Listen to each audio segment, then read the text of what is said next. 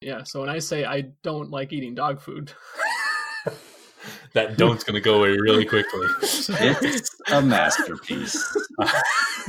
I don't exercise, or is it workout? I can't remember. Exercise. it's exercise. Yeah. I like eating dog food. It's a masterpiece.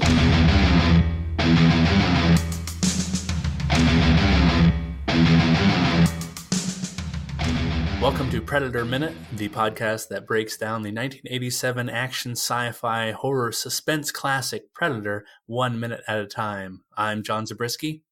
And I'm Jeff Glover. I'm Zach Zabriskie.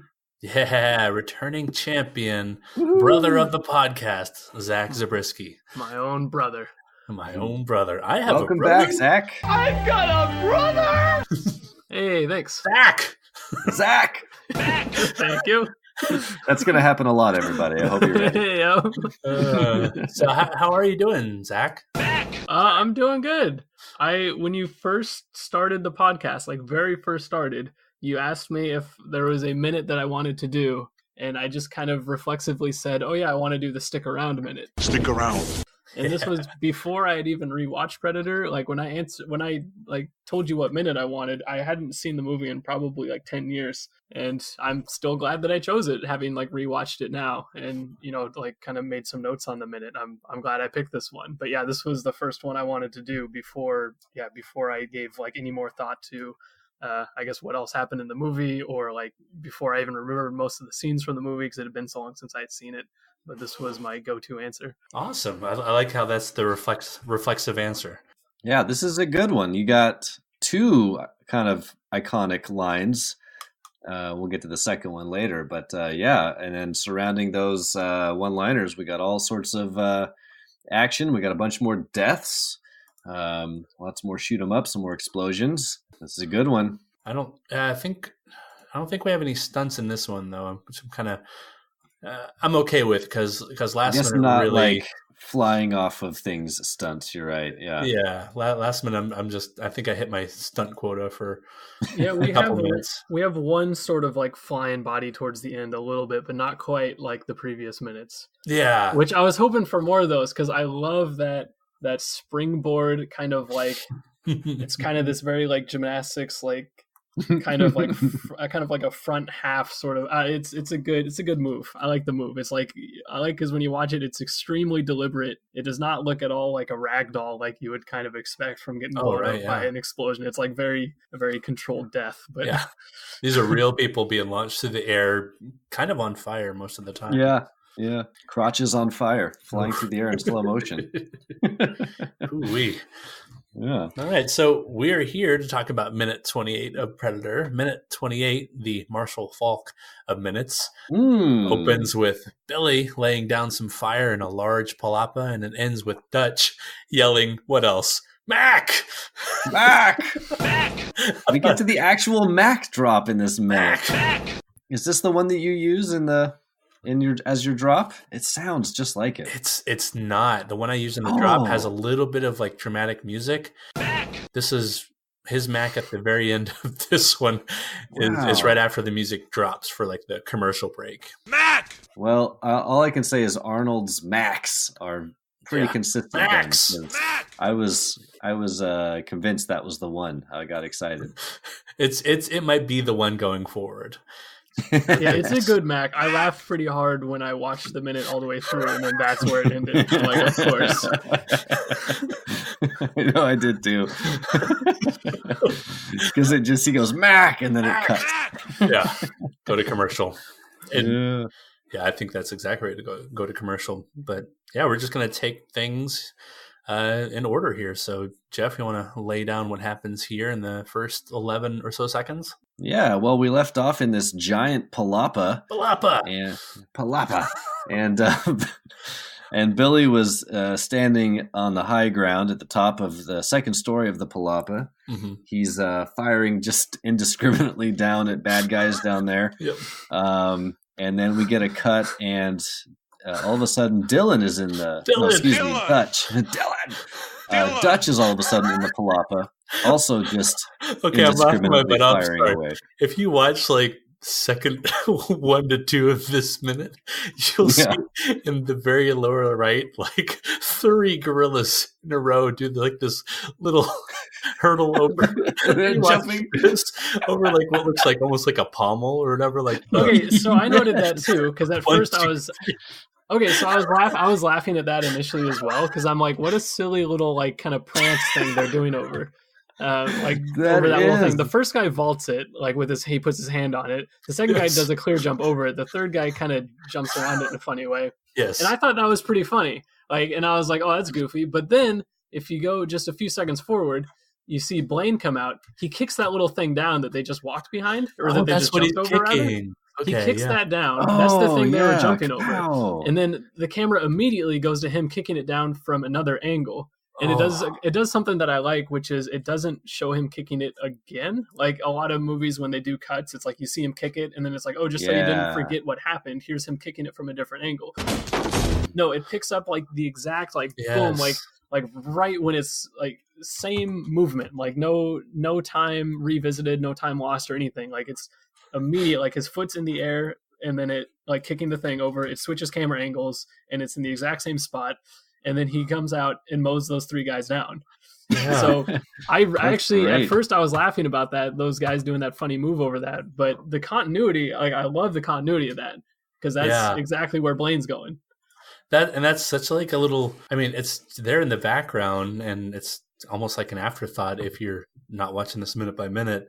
So you're not necessarily thinking about Blaine the character and slowly starts firing the minigun, but him knocking that down is totally playing to his personality as like the big bad of the group and just unstoppable killing machine.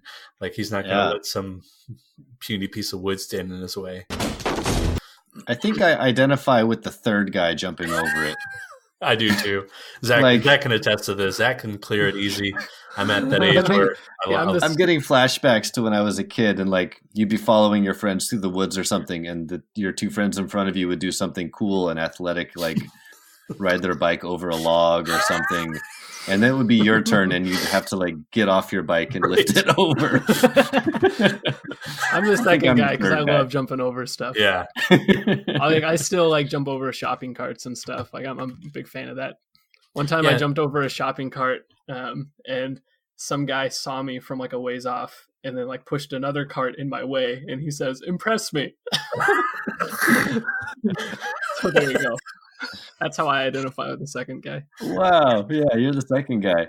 When you land, do you go, Zach? But to your point there, Zach, talking about the cut being so smooth and going from background to the main shot on screen, this is where John McTiernan on the commentary is saying that he's taking back over the filming. Like he's allowed, in his own words, to start filming again some of these action scenes that up to this point have been super duper quick cuts and stunt heavy and static shots. All done by Craig Baxley, this action stunt coordinator. So you can really start to see that in this minute where the camera is moving again. These shots are stitched together very clearly. Jeff and I, over the last, 4 or 5 minutes, have had a hard time keeping up with like the geography of everything. And this minute does a good job of reestablishing that geography and where things are and how things are tied together. Oh, definitely. Yeah, I did not even notice this little sequence the first time I watched through it. Yeah, me neither. I'm glad you guys brought it up because you're right, Zach. It does have a really nice flow to it. You see those guys jump over it, and then Arnold comes through, and then right behind Arnold, you see Blaine come by. And you're right, John. It just speaks to his personality. He just kicks that thing down and busts right through. Yeah, you can kind of make a map of where everything is. It's nice how everything flows together here. Scene to scene, like every bad guy on screen, like if he doesn't die in that scene, you'll see him in the next scene. Yeah, that's true. So it kind of keeps track of everyone. I like that. And Blaine is just mowing through these 3 gorillas to the point that he is continually firing for another few seconds with them falling. And if you're looking at second 10 to 10 and a half, like there's clearly they're down, they're dead, and he's still mowing the area, kind of like when you mow over that piece of grass that you already mowed, but you're just like, I'm gonna go right back over it multiple times. They're like the same with he the just vacuum keeps cleaner. firing. Yes, he does. Yeah, he just keeps going. There's like pyrotechnics coming off the barrels. Oh yeah, these guys are clearly dead on the ground, and he's just firing into them. The effects are extremely satisfying. I love all the practical effects going on. Oh, so and when good. when you go slow motion and you look at, because I've been doing that in VLC, going like super slow mo, like you see them like trying really hard to keep their eyes open because everyone like wants to close their eyes when the blinks are going off.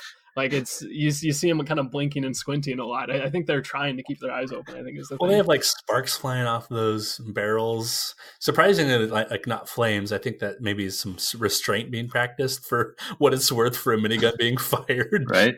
Compared to the previous minute. Yeah. I want to give a shout out to, just at the very beginning of this minute, the first guy that Arnold kills here. There's a lot of good flailing and like ragdolling and shooting while dying in this scene. This first guy isn't firing while dying, but almost everyone else who dies is firing their weapon as they go down and doing like the death wobble. So including the guys Blaine takes out with the minigun, they're turning and firing to really no effect. But that guy Dutch takes out, great squib action too, squib work where they have the wall behind him popping as he's shooting through him. That happens quite a few times in this camp raid. Yeah. So after Jesse Ventura here, Blaine uses half of his ammo on these three guys. We get to speak to what you were saying.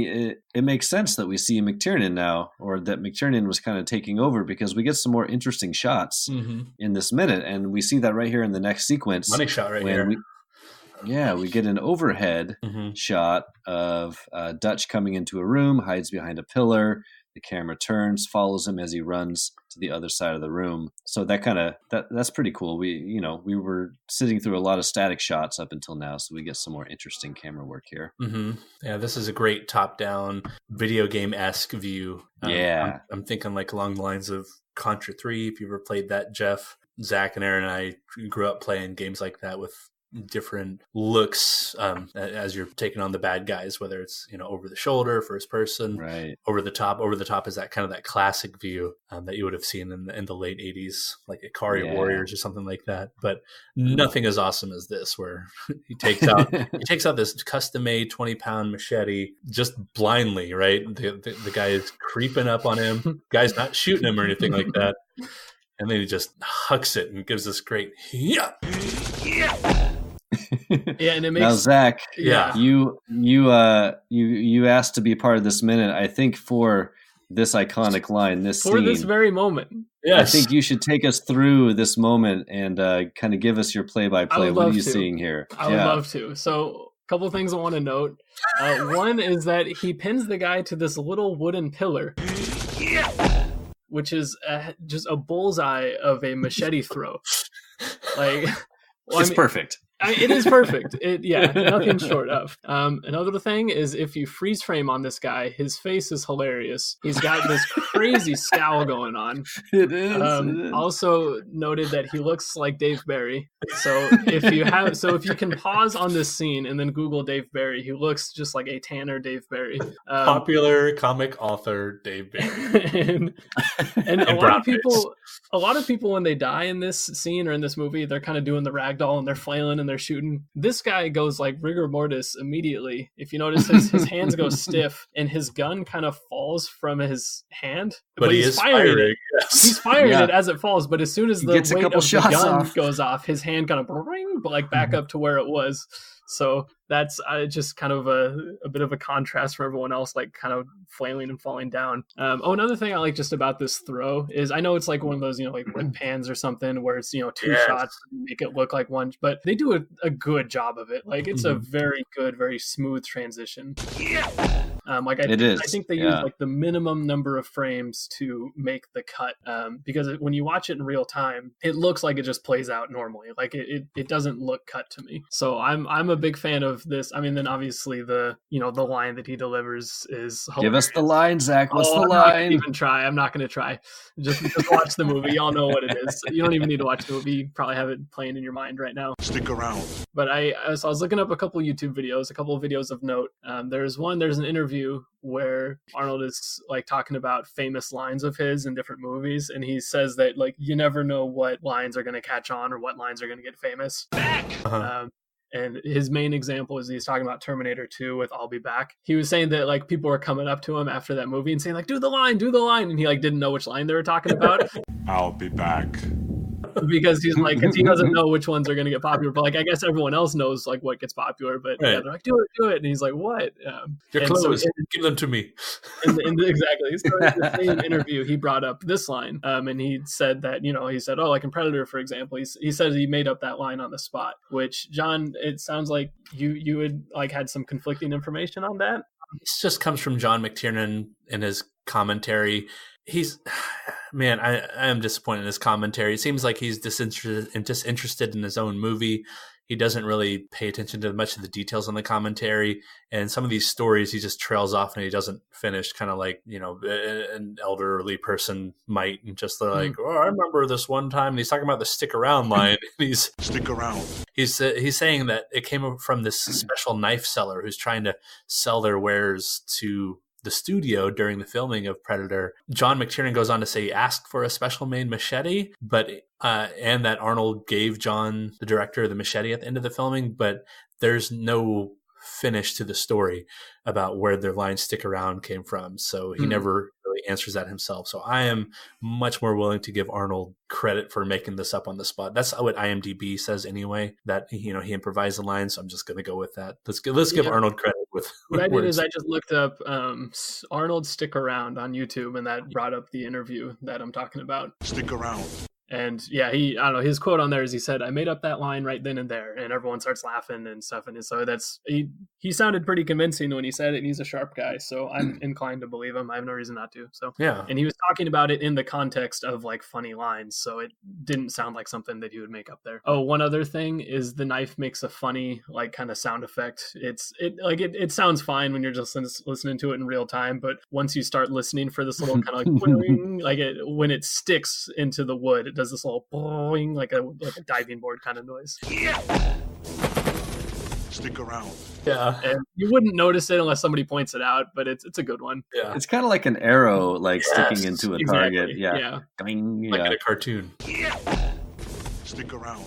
Now, do you guys think that, like, this is obviously an iconic line and we all love it, and it's what a lot of people remember about this movie. Do you think it actually fits the movie? Do you think it fits in there? Do you feel like it was shoehorned in because they felt like they needed to have like an Arnold one-liner? Oh. I don't know if I have an opinion or not. I'm just curious to what you guys think. Yeah. I think it does, because I think up until now, this movie is setting up your expectations of a kind of standard Arnold movie. What I'm assuming this came after Commando. When did Commando come out? I should have looked this up. 85. Yeah, this was after Commando. Okay, so so I kind of wrote in there that this reminds me a little bit of the end of Commando, where he impales Bennett, the bad guy in that one, with this big pipe, and it sticks him to a wall.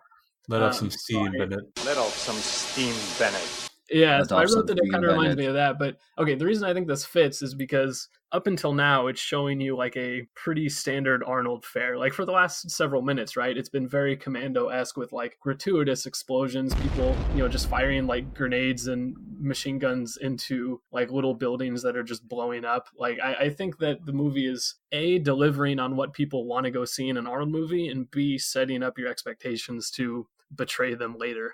Ooh. So I think it completely works. It's giving everybody something that they want. Like the people who came to this movie because it had Arnold on the poster are getting what they want out of this scene, and then the people who want like kind of a more interesting movie maybe like are also getting that, because it's setting this up for, to compare and like contrast to what happens later in the movie. So that's kind of my hot take on it. I would say it fits for like Arnold and like you're saying, the expectations for him in this kind of movie, but I don't think it fits his character of Dutch. His character of Dutch is very serious, very leader-oriented, very much just giving his troops the business and telling them what to do all the time. So for him to crack wise here, I think it's out of character, but I mean, it's perfect. It's probably my favorite line in the movie. But just talking about like funny lines in the movie, there are not that many. There are, the two jokes by Hawkins to Billy, one on the chopper and then one after this camp raid is over. There's Dutch here. There's kind of the handshake in the beginning is all sort of a big joke set piece, and then Arnold has like a little goof line later when he's fighting with the Predator hand to hand. But I really can't think of too many instances of humor in this movie. Yeah, I see what you're saying. To me, I think and knock knock, duh. Like, what am I thinking? Yes, knock knock. Coming up. in this minute, that's the next one coming up. I think it does work. I think I would agree with you, Zach, but I think it only works because it's Arnold. I can maybe imagine a couple other actors that could pull it off where, you know, it wouldn't be with Arnold. It makes you laugh and it's a little cheesy, but you accept it. Yeah. You know, I'm trying to picture like Stallone doing it. No. I guess I can't separate Arnold from Dutch, so to me it's just Arnold. So that's why it works for me. But I see what you mean, that Dutch is a serious character. Arnold is just a goofy action guy, and I love it. So, yeah. But it does. I mean, we all love it. So clearly it works on some level. You know, it doesn't take away from the movie at all. In fact, quite the opposite. So it is a classic for a reason.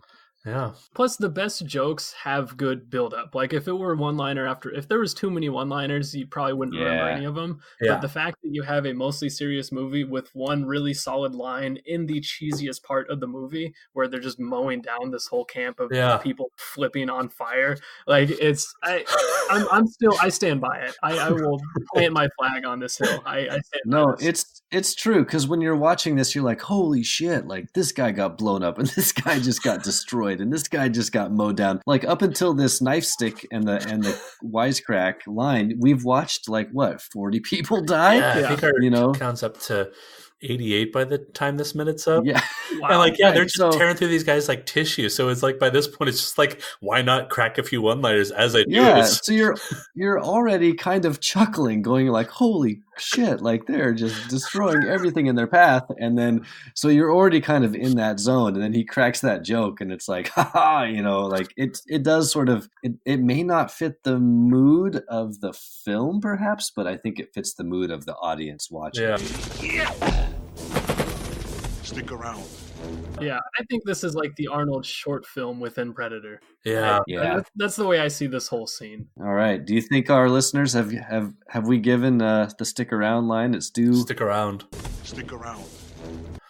Due diligence? Yeah, stick around. I think so. That's all the notes I had on it. I was happy to talk about that. So that was awesome. No, that was great. I love that quote, and I love where it fits in just with this whole sequence. I think my like meta headcanon note about this, because I've thought about this moment a lot, is he's smiling, he's cracking wise, and like he's doing what he's best at, and that's like I think this is kind of like the height for Arnold's Dutch here in the movie right here. Is like this is his high point. He's right, like I said, doing what he can do best. He's able to like grin a little bit and look good doing it, and then from here it just all starts going down the toilet and what he's realizing and what he's having to deal with. Yeah, and it is a like extreme close up on his face. Like we get the Arnold glance. He looks so good. Doesn't he look good? Come on. Oh, give the man credit. He's looking nice. His skin is glistening. You know, he's got that look in his eyes when he delivers the line. As he walks away, if you notice, it's one of those real quick things, but John McTiernan keeps the focus on the foreground. He just fades into the background. He just becomes blurry with the background. You're right, he does. It's almost like this is like the end of the movie for that guy he just stabbed, for brown-faced Dave Barry. The last thing he sees is like, oh, my family. Now, this is a line, the stick around line, of course, is the one that gets all the glory, but playing second fiddle is another pretty great one-liner that comes up right after this one. And I think it's often forgotten by Predator fans because it gets overshadowed by the stick around the line. But right after he throws the knife, we get Dylan! And Dutch. They kind of run through the palapa to the other side. Dutch kicks down a door. First, Dylan says something along the lines of "hostages are in sight," or I can't tell if he's saying "are in sight" or "are inside." Hostages are in sight! I don't know. The English subtitle track that I'm using says "inside." Okay. There you go. It's not always correct, so I It's don't like, know. how does couldn't tell Dylan you. know it? And right at this point, knowing what we know about the rest of the movie, it's just totally Dylan just pushing people to the finish line. Like, he has no idea. He has as much idea as everybody else, like where everything is. Just inside. Inside what? Inside the one palapa we didn't blow up? I really like speaking of this quick transition here to the next one-liner, I like how the score kind of really amps Mhm. up as they're running across this palapa. You really get the dun, dun, dun, dun, dun, dun, dun, Yeah. dun. Hostages are inside!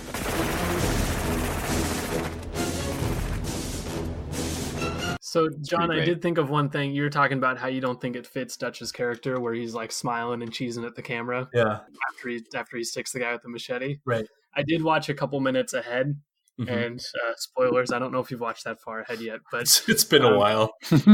having this really serious conversation with Dylan, and Dylan. he's like he gets a really serious look on his face, and he says, "We don't do this kind of work." Yes. Like, so he's like, so it's hilarious that 1 minute he's like totally sicks the guy and is just goofing, and then like not 2 minutes later he's like, "We don't do this." Like, it's there's some kind of evidence, evidence in your favor in terms of like maybe it is a little anti-character. It kind of goes against some of the mood later. I don't know, that would be a funny little cut if you played those scenes back to back. Stick around. And I don't do this kind of work. Stick around. Like, Stick around. We don't do this kind of work. yeah. So That there's is a little. funny. I was just thinking about that because I was just watching that. Hey, he didn't say he didn't enjoy it. He just says we don't do this kind of work. In the very beginning of the movie, if you remember when he's talking to Dylan, he says like, "I didn't take this. Dylan! Didn't take this job because it's not our style." He says, "We're Yeah. a rescue team, not a Yeah, SAP." yeah. I know that one's gotten brought up a lot. That's Yeah. hilarious. I love that one. Just cut that with just stick around, knock knock.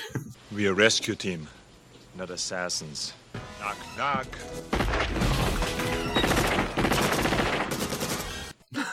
Okay, but Jeff, you were talking about this whole knock knock sequence. So Oh yeah, no problem. This happens all the time. Anyway, so Dylan and Dylan! Dutch run through the room. They go. Dutch runs down the stairs. The score amps up. He lifts up one leg, kicks the door, and the camera moves to inside the palapa on the other side of the door. So the door kind of falls towards us, and we get this great shot of Arnold kind of like in frame, in like right in the middle of the doorway as he kind of steps on the door and walks in. And then the two guys inside, what do you think these guys are doing? One guy is reading papers. I don't know why. Like, what could be so important on those papers right now? The entire camp is going up in flames, and he's like shuffling through the first pages of his like novel. I don't know, what is he doing. And the other guy's like organizing his weapons. The other guy's giving a little boost to his buddy. Like, I think they're trying to like lifting escape him up. this horror movie that has invaded their camp. He's like, "Quick, you're going to be the final girl of this movie." I still don't understand why that guy's reading papers right there. What is Well, that's our boy Sven-Ole Thorsen. That's Arnold's good friend, Sven-Ole the Russian advisor. So he's there to represent Soviet interests for a little bit. Right. and And then we get another good one-liner here. Who wants to deliver the line? It says knock knock, Knock, knock. and then Knock, knock. he shoots. There's no questions. There's no like, what are you reading? Or like, what's your opener of that novel? What's your lead? Could I check out the first chapter of your novel? No, he just blows them Dude, away. Sven-Ole Thorsen flies through the back of that Yes. palapa. And I love that. Bam! in an interview later on where he's talking about how Arnold killed him in so many movies, Sven says that this stunt is accomplished by people yanking on this rope. You can't even see it. I've slowed this down so many times, but they're yanking him out of that palapa through that wall. It looks great. Oh, Like, it's it's a fantastic. good effect. I love the that kind of whatever, that thin wood or straw or whatever it is that everything's made out of, because I like how destructible everything is. Yeah. The fact that he can go flying through it, Yeah. the fact that earlier Blaine going after those guys, just kicking down the little railings. Arnold here just kicking down the door. I love that everything just falls apart. Just I think you mentioned tissue paper earlier. Yes. Just like that. Yeah. That makes for a great like action scene Mhm. where they're actually just ripping through like the structures. Yeah. That's a good point, to have all these walls and structures that just so easily fall apart or guys can fly through. That's a really good setup. You're right. I didn't really think about that before. And he is, just a quick note, he is holding onto those notes as he flies out the back wall. He's taking those pages with him. Chapter 2. So to talk about the papers a little bit, Yeah. in a couple minutes where they're kind of doing like, where they've killed everybody, and Dylan is Spoiler. going through the papers. He's looking at those papers and he's like, oh, this is big. So Yeah. it is the papers are important. They are important papers. It's Or maybe he's just- Sven Ole Thorsson's chicken recipe is on there. Yeah, it could be that too. There's more to the recipe than meets the eye, Jeff. I think you have to I guess maybe Yeah, that's true. maybe that's the missing page. Like Dylan had pages like 1 and 3. And he's like, it never turns out right. And then he's like, oh, this is the paprika. I missed the paprika. It's got the 11 secret spices. Exactly. Yeah. It's Well, this other guy too, he does a really great death wobble with these squibs. Oh, yeah.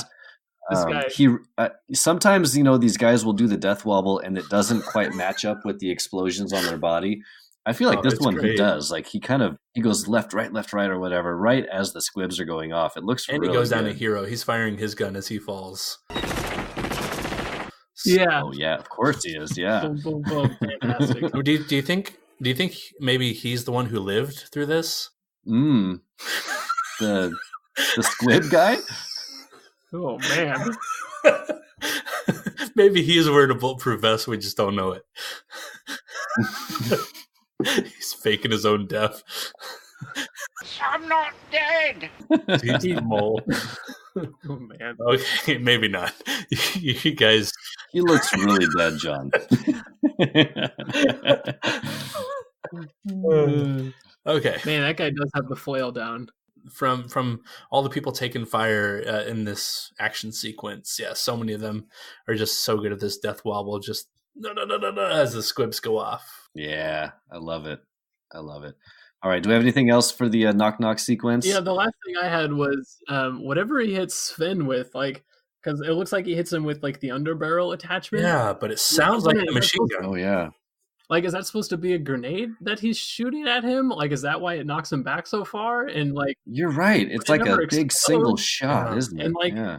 and if it's supposed to explode on impact, good thing it doesn't. Right. And like, I'm assuming it has to be the underbarrel thing because it's like one big shot and he goes flying. But I was really hoping that like a couple seconds would go by and there'd be an explosion. That's my only complaint about this little sequence right here. Yeah. Although, okay, look at this. I tell. just noticed this flipping through. Right after he knocks Sven out, and we see Squib Man going down. Oh, are they burning papers? Is that what's going on? Okay, so pause at 27:34 or thereabouts, right after Sven exits the building. It's all well. I was going to say it's all smoky, but he did open up. And we Damn. see the Squib guy just starting to get shot. I think there's papers on fire in the Oh, bottom there's a of the little frame fire because it down looks there? like he starts to get lit on fire, which I don't know. Oh, I see that on his lower left leg. see that? Yeah. Yes. And it's I confusing. see that too. So I Maybe- think that's what Sven is doing. I think he's burning the papers. I think that's why they're in that little like basket there, maybe. Do you think it's like him like clearing his browser history before he dies?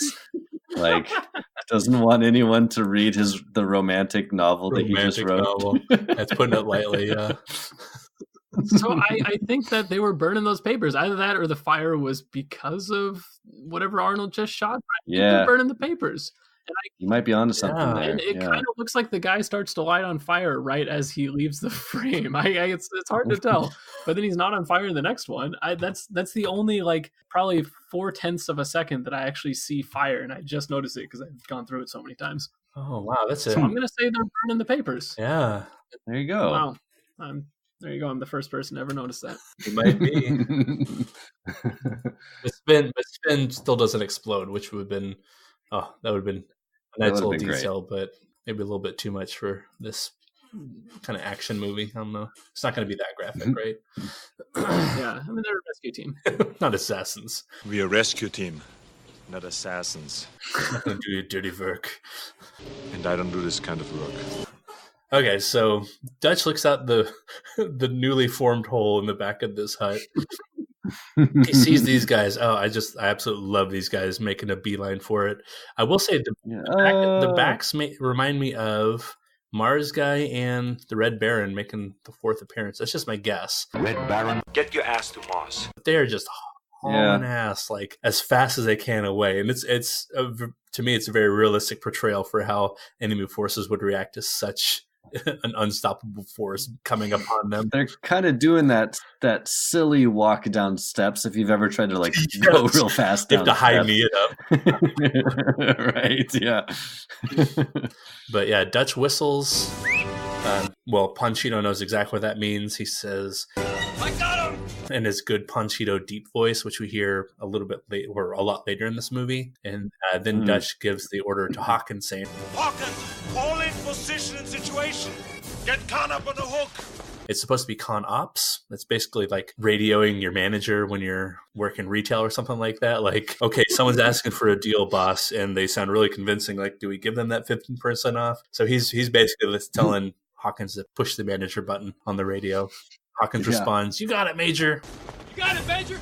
I could not understand what he was saying. I had to look at your notes to figure out, like, when he says call in position and situation, it's all kind of, for me at least, it was a little garbled. I could not quite figure out what he was saying there. But then he says con ops, and Hawkins yells, "You got it, Major." Then it just kind of cuts right back to Blaine with the old Painless. Old Painless is waiting. Just running around the corner there, and then we cut away from this scene. So is there anything really of interest to talk about in that quick sequence? The one thing I wanted to bring up with those guys running away is this kind of goes back to the whole continuity between scenes. Is like in the knock sequence, we see the guy helping the other dude through the window, and then I'm assuming that that's that guy who's running away with somebody else there, where he because Arnold knows that somebody was able to leave that palapa, right? And so then he checks out and he's like, "Oh, I saw that guy helping somebody out," and then you see that guy running. So to me, that's just another nice continuity thing where it's like, okay, here in one scene you have this guy kind of leaving this, and then in the next scene you have Arnold's point of view of that guy running away. So I like that they're accounting for everybody on screen. Yeah, that's true. They do a good job of making sure guys just don't disappear. You're right. Like if we see a guy in one sequence and they run out to the right side, when they cut away to the next sequence, we'll still see those guys running. And that is easy to say, but filming a scene like this where you have so many quick cuts and you're putting together so many different puzzle pieces, that's a pretty impressive feat, is making sure everything feels natural as the camera moves around. I don't know how it was in previous minutes, but in this minute, it's like everybody who dies on screen has been established, like where they are. Whereas before, I want to say it sounded, I haven't watched the previous minutes recently, but it sounded like there's maybe some reused kind of shots of people getting blown up and stuff, which is really easy to do in action movies. Like pretty much any 80s action movie is guilty of that, of just generic guy getting mowed down by a machine gun, and they'll play him and then maybe they'll flip it for the next one or something. Right. But in this whole, at least for this whole minute, there's none of that. Everything is well accounted for. Jeff, you mentioned the guys running away having to kind of high step it over the stairs. Well, they're not. They're also having to avoid what looks like, I don't know, 4 or 5 very dead bodies.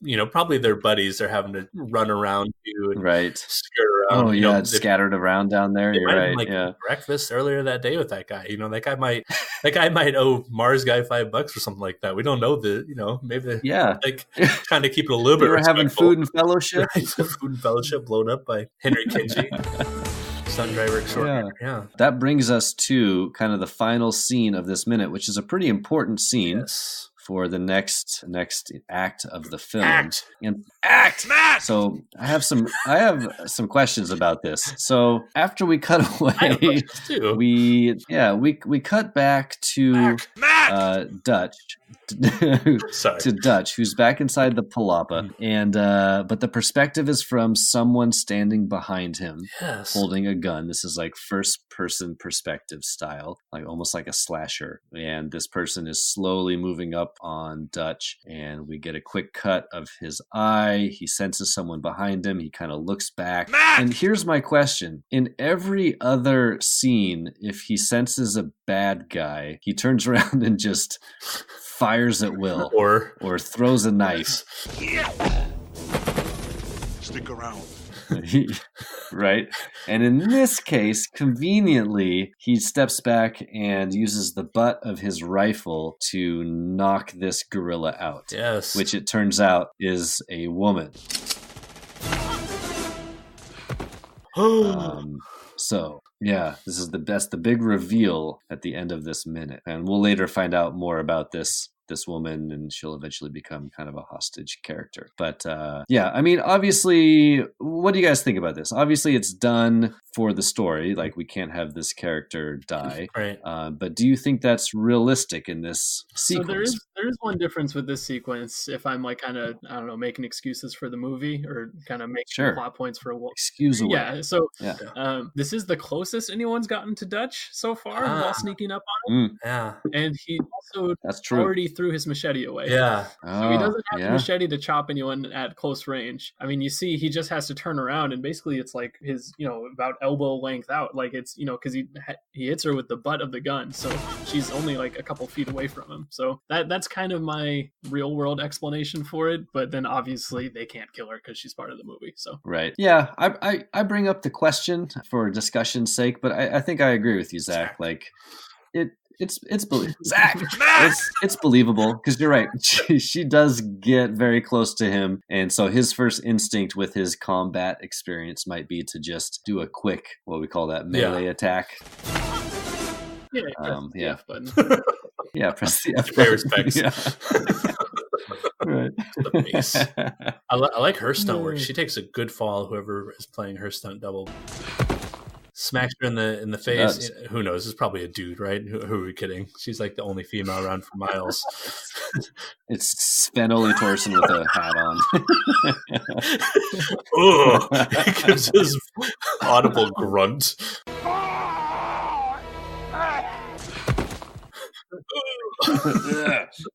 Oh, it's a woman. I have no idea. I that's my big question for this minute too. I said, why not kill the female gorilla? I don't know. Maybe because female gorillas are rare or something. I don't know. The female gorilla. I don't know, because he sees her. He sees that she's a woman. He says, "Shit, Mac." Shit, and then we get a nice Mac drop. Yeah. Mac. Mac! It is a good Mac drop. And what's great about this minute is he yells Mac, and then the minute ends. It's like cut to commercial. Along with like the music also gives a little stinging end to the main theme from this movie, Predator. As soon as he knocks her out, it's kind of like, oh, that's kind of the end of the main bulk of killing that we're going to do. That the team has done its job for the most part in this camp raid. Yeah, you're right. I could totally see, like, right when he says Mac, like, it cuts to black and like a commercial Red Baron Pizza comes on. Red Baron. I watched a few of those since we last recorded. Red Baron. Did you? Very good sound. Yeah. Oh, we might get a couple drops from Red Baron Pizza commercials. That'd be great. Red Baron. We might. That's awesome. Yeah, on her getting smacked with the gun there. Smack. So Zach. Oh, I can edit it together to make him say smack. Oh, there we go. Smack! Something that this movie does really well is just like in general and throughout is kind of showing damage and like showing lasting damage. Like if somebody gets shot, like you'll see their wounds like will still be there several scenes later. Yeah. And just like this, I don't know, I'm almost surprised that they even bothered like kind of bloodying up her face here, because they really didn't have to. Like he hit her with like kind of like a blunt, butt of the rifle. Right. But they still like, just to show that damage has been done and to show that he really did like knock her out, like they actually bloody up the side of her head there, which they totally didn't have to do that. Like I think most movies would not bother, because like, because it's a knockout hit, like she's not dead, and usually blood means like dead. Mm-hmm. And then two is that like it's a girl, which seems like kind of brutal to be like, oh, Arnold just totally like bloodied up this girl like that seems like a little extra. Yeah, you'd think it might be like a goose egg on her forehead or something, rather than blood. But that's something in general I do really like about this movie is, when somebody takes a bullet or takes a hit or takes whatever, like you'll see that damage, for several scenes later. And like if you skip ahead, she's still got like bruises and cuts on her face, like even in later scenes. Yeah. That's something that kind of bugs me with a lot of movies that I'll see, is like there'll be some big fight scene and people will be just taking like blows to the head, but then they don't look any different, or like they'll have like a little cut on their eyebrow or something. And, like, right. And that kind of thing drives me nuts, because it's like, show me the damage, like, and I think that adds a lot to this movie. So great continuity throughout, and as our own team members start to go down via the Predator, you're definitely going to see lasting scars for the time that they're left on screen, which for some of them is not a long time, but for others, like you're saying, Zach, you're going to see them in several scenes later and still be reminded of how they went down. All right, you guys. Well, we've reached the end of the minute. Do we have anything else to add for the actual content of the minute before we talk about the kill count, which has escalated dramatically once again? I'm out of stuff for this minute. I think we really laid down enough suppressing fire to cover it for a while. Zach? Oh, I'm good. I was just happy to ramble on about the stick around sequence for a while. Stick around. All right, John. So how many kills did we witness in this minute? Cue the country music.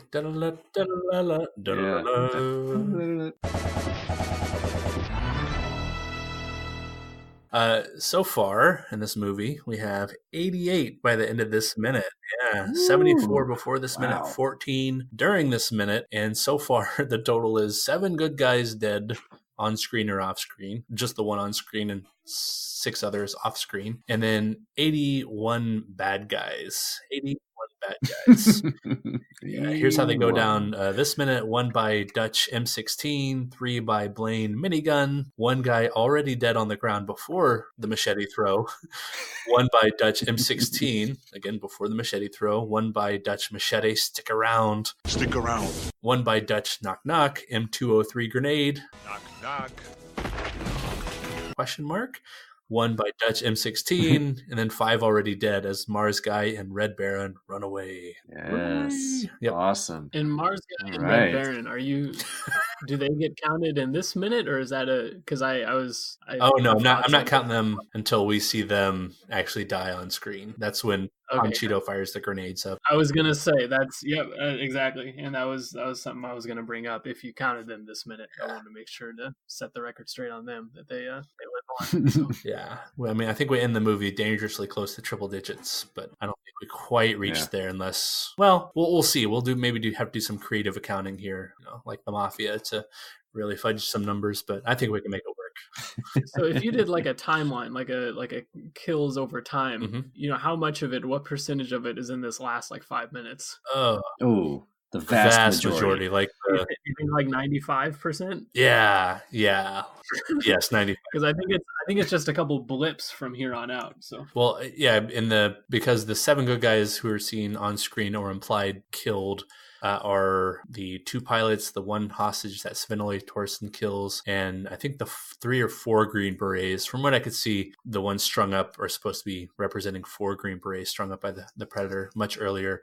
And so all that action has taken place before they even strike the camp. And then once the action starts, 81 out of the 88 happen in the last, I think, 5 minutes. It's just a kill-a-thon, a kill-tacular, a kill avalanche.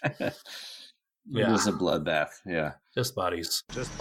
So does that bring us to our weekly recommend segment, John? Yeah, this is the part of the show where we talk about things that we would recommend to other folks in terms of movies or TV shows or shoes. Maybe recipes for that famous Russian paprikash chicken dish. I don't know. So there's a lot of things a lot of avenues we could explore through recommends. But Zach, you being the guest, if you'd like, you can take first crack at this. Crack! Mac! Let's see. So Mac! I like eating dog food.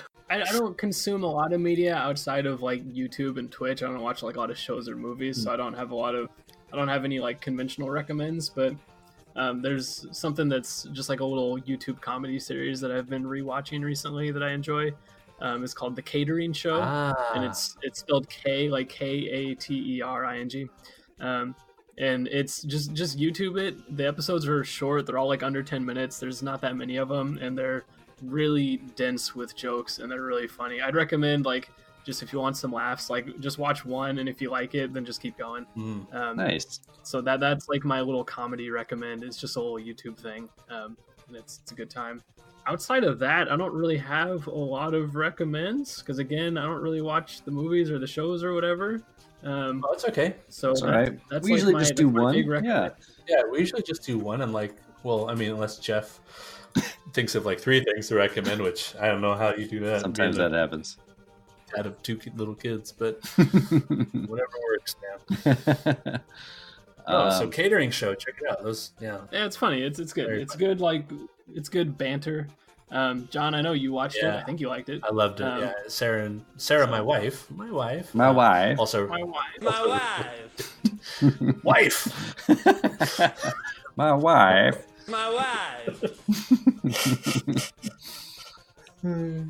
What is that from? Because whenever I hear my wife, I always think my wife. My wife.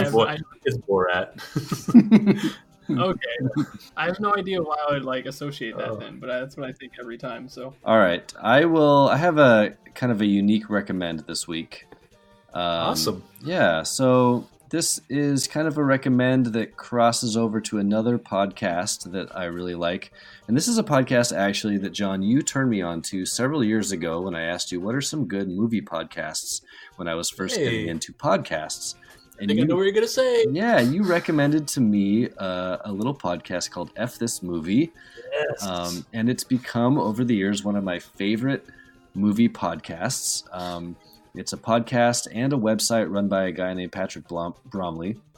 And he is a pretty interesting guy, but he is a encyclopedia when it comes to film. And so his podcasts are pretty great to listen to. But anyway, what I'm going to recommend is once a year, he and the other folks that kind of help run his website and create content for him do a all Twitter film festival, and it's called F This Movie Fest. And Patrick programs 5 or 6 movies from a particular year. He chooses a year that he wants to celebrate, and then he puts together a schedule. And the idea is that everyone, if you want to participate, anyone around the country can secure copies of these movies, watch them at the designated times, and you just live tweet with each other using the hashtag #FThisMovieFest during the movies. And that might sound kind of nerdy, and maybe it is, but I participated a little bit last year, and I have to say it was super, super fun to do. You kind of felt like you were watching a movie in a theater, but you were at home on your couch because you could tell that all these other people around the country were also watching it with you at the same time. And it was just kind of a fun feeling, a fun experience. So anyway, this year's F This Movie Fest is coming up on Saturday, March 9th, and they are celebrating the year 1986. Yes. And the lineup, if I can run through these real fast, starting at 10 a.m. Central Time, because he lives in Chicago. Chicago. We have give me some deep dish pizza, Chicago. We have at 10 a.m. Chicago time, The Labyrinth, followed by Big Trouble in Little China. Personal favorite of mine. Oh, John Carpenter. Followed by Invader from Mars, which is a Tobe Hooper movie. Nightmare movie from my childhood. Nice. Followed by Ferris Bueller's Day Off. Followed by at 6 p.m. Cobra. Your recommend from last week. My recommend from last week, which is freaking awesome. Not a coincidence. It's starting to make sense now. Thanks. Yeah. I'm not going to be able to participate as much this year, so I wanted to catch up on a couple of these movies. And then to cap off the festival at 8 p.m. Central Time, one of my all-time favorite action movies, Aliens, directed by James Cameron. Yeah, Aliens, the second one. Yeah. So anyway, if that is something that sounds like it would be fun for you, check out F This Movie Fest. I would also recommend just F This Movie Podcast, fthismovie.com. It's a pretty good website.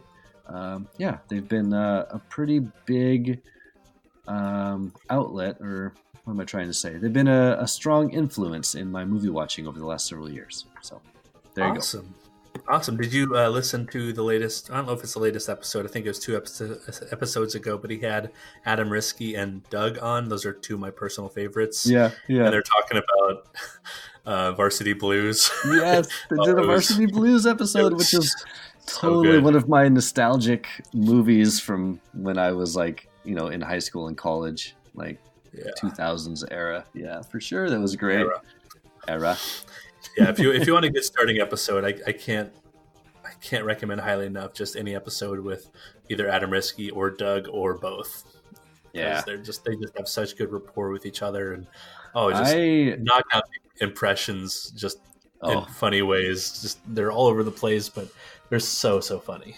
It's great that he has lots of different guests on to kind of mix things up, but I think him and Adam Risky could do a weekly show that would be very popular. They are very, very funny together. So I agree.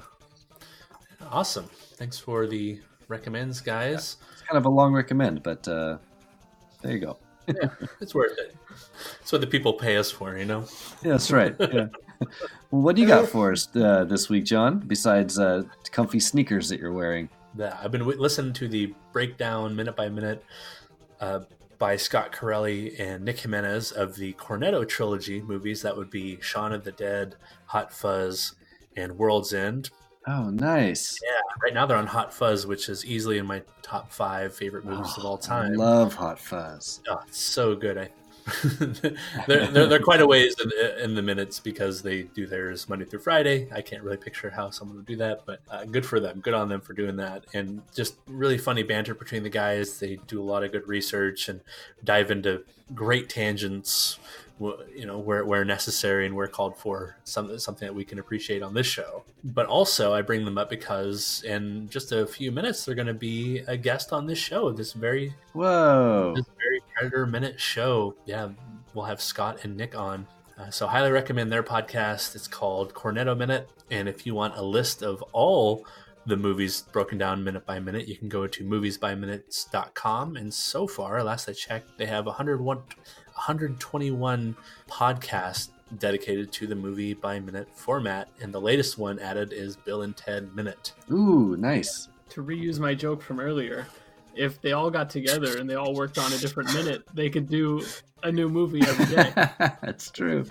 That's true. There you go. All 120 of them. Yeah. Hey, speaking of that, Zach, I'm glad you bring that up. But Jeff and I are going to be partaking in a project in which Movies by Minute hosts from all different kinds of these podcasts come together and record a week's worth or 5 minutes worth of a movie breakdown for a 1985 movie called Into the Night, a movie I really hadn't heard of until it came up on the Facebook Movies by Minute group. And then I asked Jeff if he wants to be in on this. He said, yeah. So we'll have a good week of talking about Into the Night. I think come about mid-April when your taxes are due.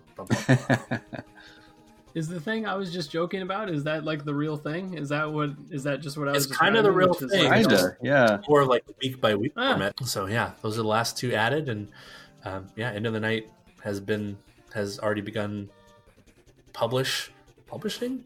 Whatever. Has already been put into the airways for the first few minutes. So go check that out if you're a big fan of 80s romantic action comedies. Guilty. Scratch that itch.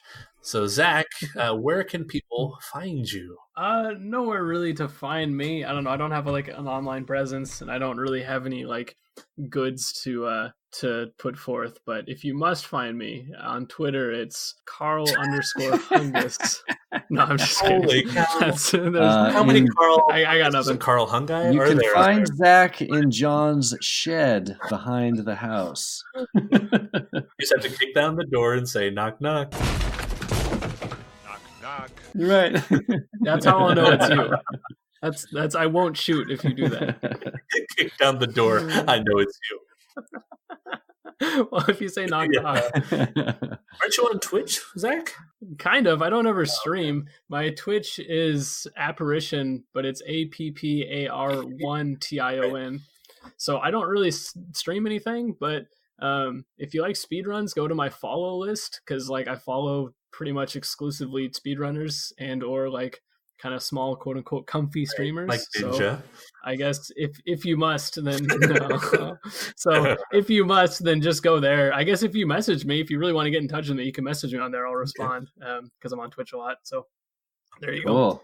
Well, Zach stole my thunder. You can find me on the real Twitter. Carl Hungus. Yeah, I'm the real Carl Hungus. Carl Hungus official. Verified. I need to get verified. Get the check mark. I need to get verified. Capital K Carl _ capital H Hungus 314. There it is. Twitter. My name is Carl. Ich bin expert. There you go. Carl Hungus, Jeff Glover. You'll find me there. I kind of stole that joke from my dad. He was on a minute like a long time ago, and I think he was the first one to make that joke where he's like, "You can find me at Carl Hungus," and it was really funny. It still works. So I don't know if you remember that, but that's totally where I took the joke from. So that joke came back. Props. Came back from Zach. Oh boy. Oh boy. All right. So if you can think of fun words that rhyme with Mac, then email us at predatorminute@gmail.com. Still waiting on a bigger volume of responses to come through and put that forth. But if you've been thinking like I really should email the show, like these guys are just so high up, I don't know if I can like reach that level. It's like you can reach that level. Yeah, we don't want to seem unapproachable. Who am I kidding? I'm looking at Star Wars miniatures in front of my desk. You can email us. Starstruck right now. He's my brother and I'm starstruck. We're also on Twitter and Facebook. I'm really still seriously thinking about creating a Facebook group. I haven't done it yet. All I have so far is the page, but I'd like to start a listener. What's the difference between a group and a page? A page is, I believe, I'm the only one who can make the post on the page, or if just make everyone a group is a little more interactive. Group is more interactive, and it's like sequestered off. So right, so the group post will show up on your feed normally if you are part of a group, but it'll be mixed in with people and like other groups. But if you click on the group itself, you can just see the latest feed from that group, and they typically are closed too. So if you're making comments here and there, it's not like flooding someone else's timeline with your comments. Oh, I got you. So I'm really bouncing around some names. That's the only thing holding me back. Is that's the first thing I was thinking of. Is what you the thing that came to my mind was like Predator Minute Hunter's Cabin or something like that, Hunting Cabin. But I Palapa. Oh. I think that's Predator Minute Palapa. I think that's it. Okay. You can find us on Facebook at the group Predator Minute Palapa. So hop on there, ask to join. I'll let you write in, or Jeff will let you write in, and we'll talk all things Predator and breaking things down minute by minute. We'll talk about awesome one-liners. We'll talk about body counts in movies. We'll talk about what you can do in your spare time when you're all done listening to Predator Minute. And maybe some Palapa enthusiasts will join us. On accident, and they'll stay around. Oh, I totally messed that up.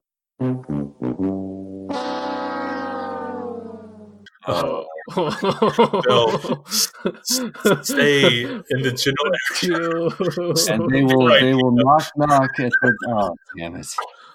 Wow, let's run that back. And then they'll come for the Palapa talk, and they'll stick around for the Predator juice. All right, so for Predator Minute, I've been John Zabriskie. I'm Jeff Glover. I'm Zach Zabriskie. Until next time. Knock, knock. I mean, stick around. Stick around. Stick around. Stick around. Stick around. Stick around.